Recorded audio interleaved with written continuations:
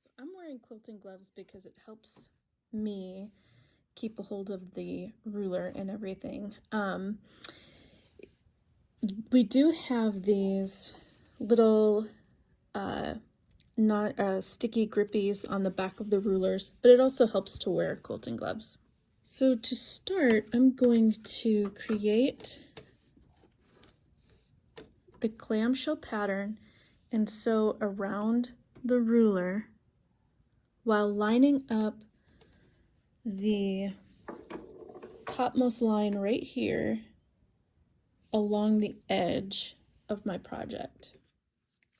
All right, so first off, I kind of lied because I'm actually going to sew with the second line down along the edge of my project. But let's get started. I'm going to hold my threads just a little bit.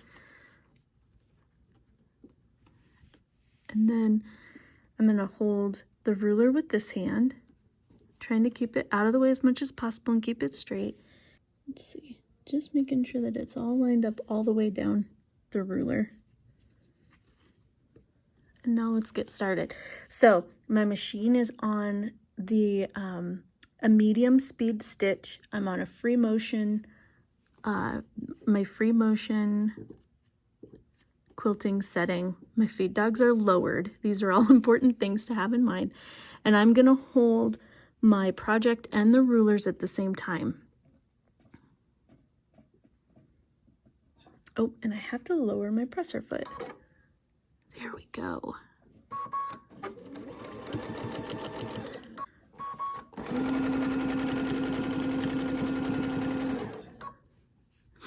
I'm still doing a lot of stops and starts.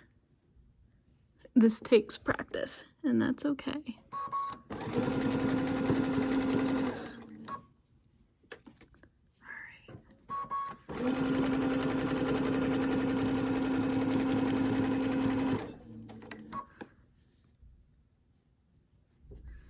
Now we're gonna move the ruler.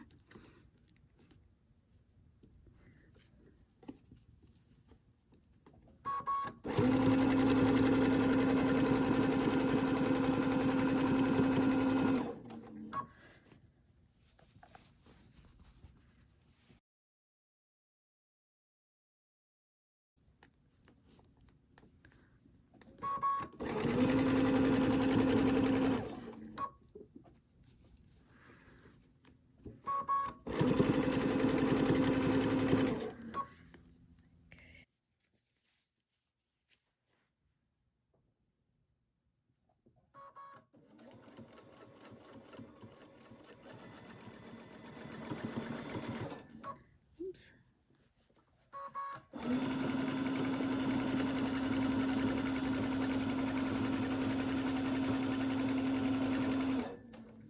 All right, so we're ready for our second row. I'm gonna hop back up here and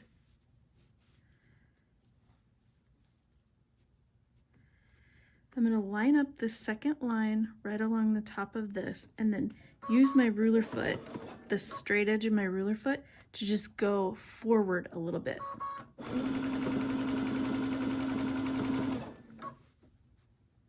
And again, I'm gonna line up these lines at the top of my clamshells just to create a straight line. Now, this straight line that I'm creating, this is just my way of getting the ruler foot out of the way so that I can line it up where I want it to go now to create my design. And I'll show you how I do that here in a second.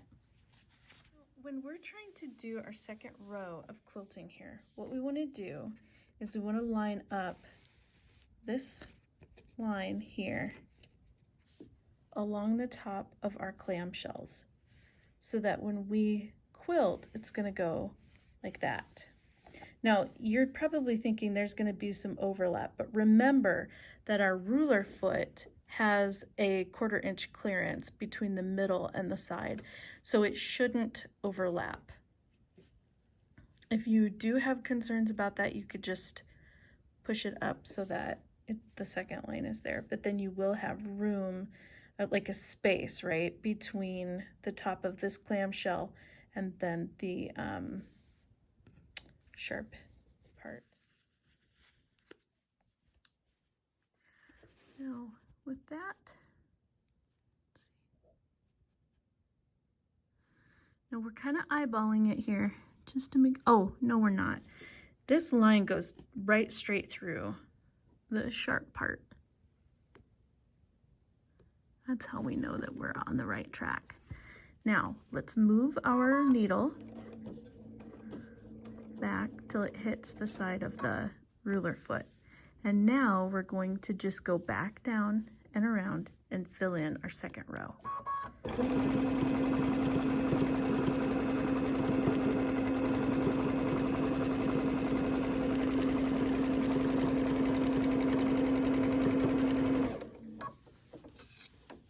And now we're gonna move it down, make sure our little lines are lined up.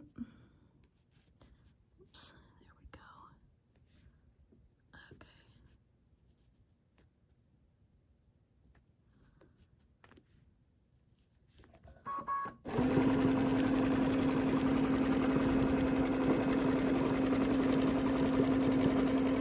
Thread had broken, and so I just rethreaded. It turned out that the top thread was wrapped around the spool in my machine, so it was a machine problem. But anyway, I just rethreaded my top thread and I pulled up the thread again, kind of like a little bit off to the side of my stitch line that I was just stitching. I'm going to go back in and I'll show you here in a minute how I will fix that so that the thread's not hanging out. Just how I, essentially how I bury threads when this sort of thing happens. So far you can see this is turning out pretty cute.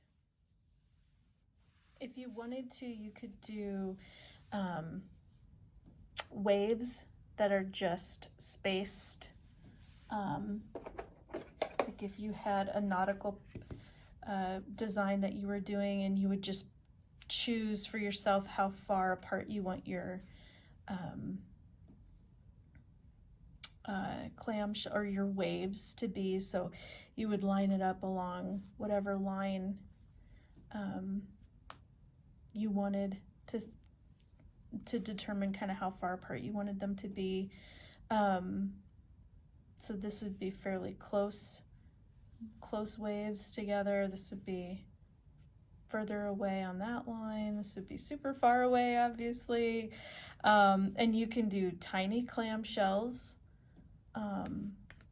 using this side of the ruler, or larger clamshells using this side of the ruler.